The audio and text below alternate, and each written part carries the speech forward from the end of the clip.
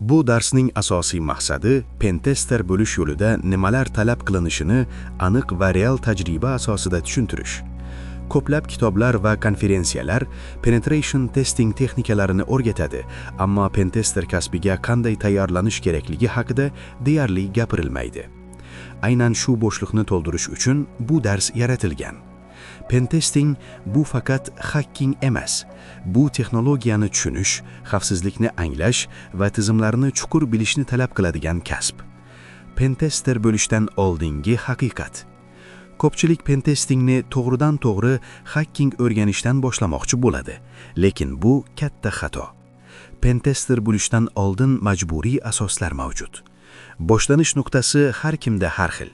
Kimdir IT sohasidan keladi, kimdir dasturchi, kimdir umuman noldan boshlaydi, ammo barchasi uchun umumiy qoidalar bor.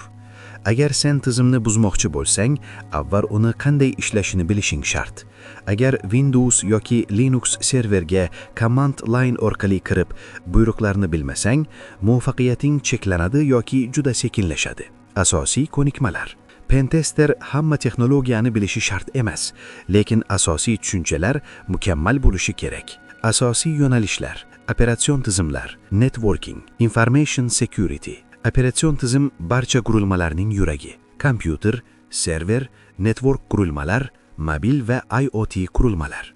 Linux, internet, serverlar va IoT dunyosining asosi. Pentestingda eng ko'p ishlatiladigan Linux distributsiyalari Kali Linux, Parrot OS. Pentester uchun Linux sysadmin darajasida bilish maqsad bo'lishi kerak. Keng tarqalgan distributsiyalar: Debian, Ubuntu, Red Hat, CentOS, Arch, Mint, Windows. Windows eng ko'p ishlatiladigan desktop va enterprise OS. Katta muhitlarda Active Directory asosiy rol o'ynaydi. Pentester oddiy Windows emas, Active Directory bilan ishlashni bilishi shart. Adini buzish bu ko'pincha butun narmoqqa kirish degani. Nega command line muhim? Pentester GUI ga suyanmaydi, chunki dastlabki aksess faqat terminal bo'lishi mumkin. Firewall, network sozlamalar CLI orqali boshqariladi.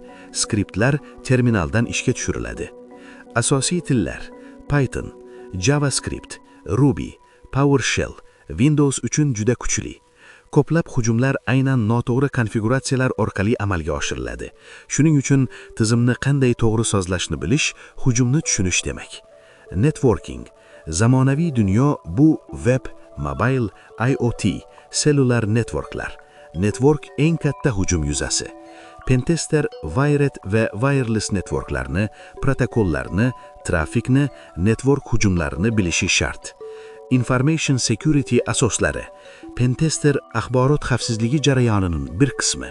Mashhur ibora: Security is a process, not a product. Xavfsizlik bu mahsulot emas, balki jarayondir.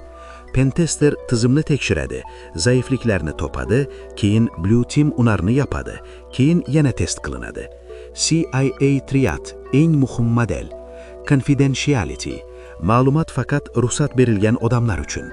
Integrity. Ma'lumot o'zgartirilmasligi kerak. Availability. Ma'lumot doim mavjud bo'lishi kerak. Har bir hujum shu uchlikdan kamida bittasiga ta'sir qiladi. Security controls. 3 asosiy tur: administrativ, policy, qoidalar, qonunlar. Masalan, GDPR, technical, logical, firewall, parol, IDS, IPS, encryption, MFI. Least privilege, eng muhim prinsip. Physical, server room, qulf, kamera, fizik kirish nazorati. Pentester ba'zan fizik test ham qiladi. Access control modellari: RBAC, rol asosi; MAC, qat'iy, markazlashgan; DAC, foydalanuvchi boshqaradi. Incident response, kiberhujum bo'lganda nima qilinadi?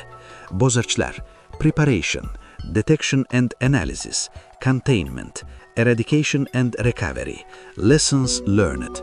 Pentester ko'pincha Blue Team bilan ishlaydi. Malware tushunchasi. Malware barcha zararli dasturlar. Turlari: virus, worm, fileless malware, ransomware, spyware, trojan, rootkit, botnet, modulyar malware. Pentester malware'ni faqat ruxsat bilan ishlatadi. APT va Cyber Kill Chain. APT uzoq muddatli yashirin hujumlar, Cyber Kill Chain bosqichlari, Reconnaissance, Weaponization, Delivery, Exploitation, Installation, C2, Actions on Objectives, CVE zaifliklar bazasi.